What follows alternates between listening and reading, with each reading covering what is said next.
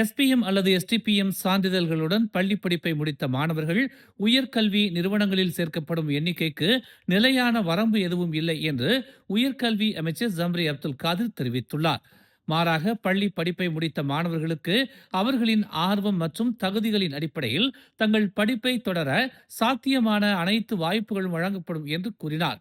பரந்த அளவிலான அணுகலை வழங்குவதால் பல்கலைக்கழக சேர்க்கைக்கு குறிப்பிட்ட இலக்கு எதுவும் இல்லை.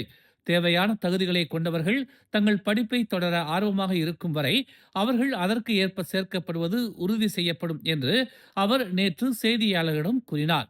இவ்வாண்டு சுமார் 1,00,000 எஸ்பிஎம் மற்றும் 75,000 எஸ்டிபிஎம் பள்ளிப்படிப்பை முடித்த மாணவர்கள் பல்கலைக்கழகங்களில் மட்டுமல்லாமல் தொழில்நுட்ப மற்றும் தொழிற்கல்வி பயிற்சி போன்ற திறன் சார்ந்த துறைகளிலும் தங்கள் படிப்பை தொடர வாய்ப்பினை பெறுவார்கள் என்று ஜம்ரி கூறினார்.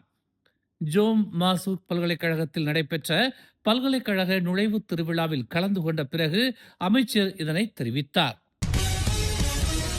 10 நாட்களுக்கு முன்பு காவலில் இருந்து மாற்றப்பட்ட போது தப்பிச் சென்ற பாகிஸ்தான் நாட்டைச் சேர்ந்த கைதி கொம்பாக் பகுதியில் தீவிர தேடுதல் வேட்டைக்கு பிறகு மீண்டும் பிடிபட்டதாக ஸ்லாங்கூர் காவல்துறை உறுதிப்படுத்தியுள்ளது.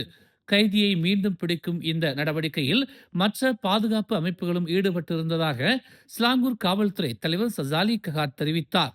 ஏப்ரல் 18ஆம் தேதி மாலை சுமார் 5 மணி அளவில் ஏப்ரல் 9 அன்று தப்பிச் சென்ற சம்பந்தப்பட்ட கைதி ஸ்லாங்கூர் ஜலான் கொம்பாக் லாமா ஜலான் 10-14 என்ற இடத்தில் மீண்டும் பிடிக்கப்பட்டார் என்பதை ஸ்லாங்கூர் காவல்துறை தலைமையகம் உறுதிப்படுத்தியது.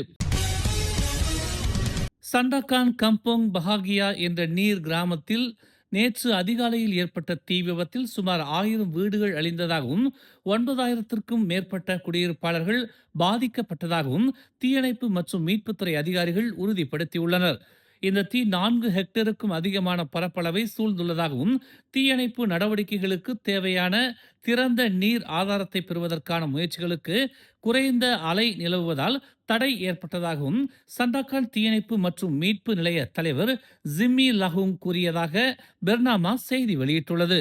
கடல் நீரை தவிர தீயணைப்பு நடவடிக்கைகளில் ஒரு தொழிற்சாலைக்கு சொந்தமான டேங்கர் மற்றும் அழுத்தப்பட்ட நீர் குழாயில் இருந்தும் நீர் பயன்படுத்தப்பட்டது. தீயை அணைக்க 300 மீட்டர் நீளமுள்ள 4 குழாய்களும் 12 நீர் பீச்சிகளும் பயன்படுத்தப்பட்டன. இந்நிலையில் தீயணைப்பு நடவடிக்கை நண்பகலில் முடிவடைந்ததாகவும் எந்த உயிரிழப்பும் ஏற்படவில்லை என்றும் ஜிம்மி தெரிவித்தார். பாதிக்கப்பட்ட குடியிருப்பு பகுதிகள் வசிப்பதற்கு பாதுகாப்பு அற்றவை என ஆய்வுகளில் கண்டறியப்பட்டதாகவும் இச்சம்பவம் தொடர்பாக மன்றம் பேரிடர் பிரகடனத்தை வெளியிட்டுள்ளதாகவும் சண்டக்கான் நகராட்சி மன்ற தலைவர் வால்டர் கென்சன் தெரிவித்துள்ளார்.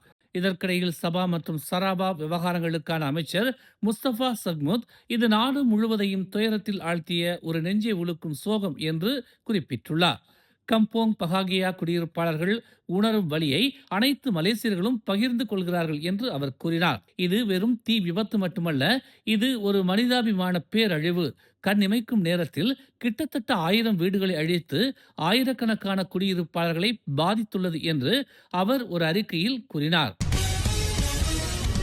நேற்று மதியம் ஜொகூர் கோத்தா திங்கியில் உள்ள ஓர் உணவகத்தில் ஒருவர் நடத்திய துப்பாக்கிச் சூட்டில் 3 பேர் கொல்லப்பட்டனர்.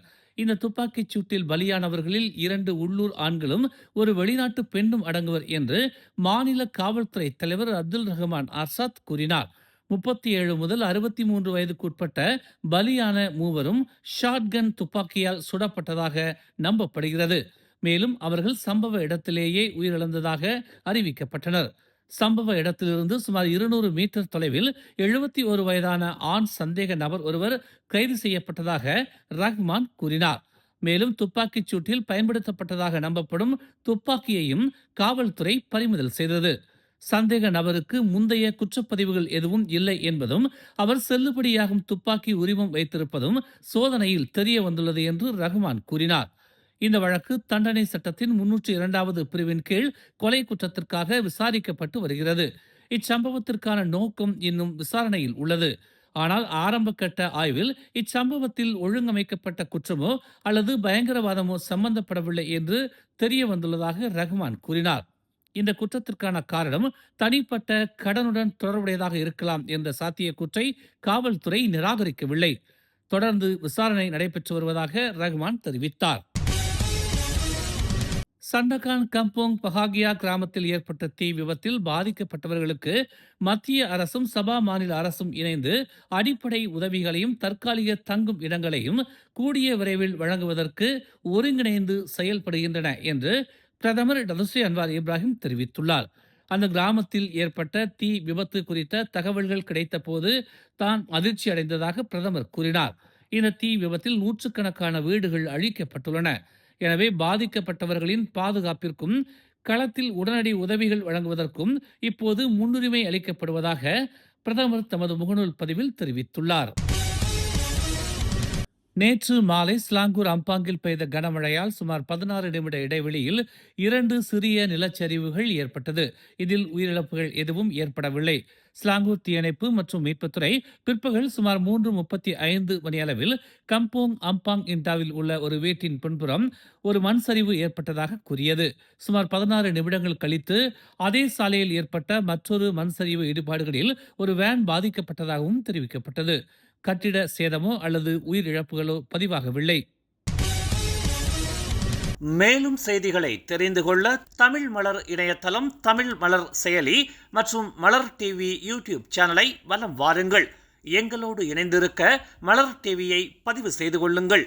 உறவுகள் மகிழ்ந்திட விருப்பம் மற்றும் பகிர்வு சேவையை சொடுக்கிடுங்கள்.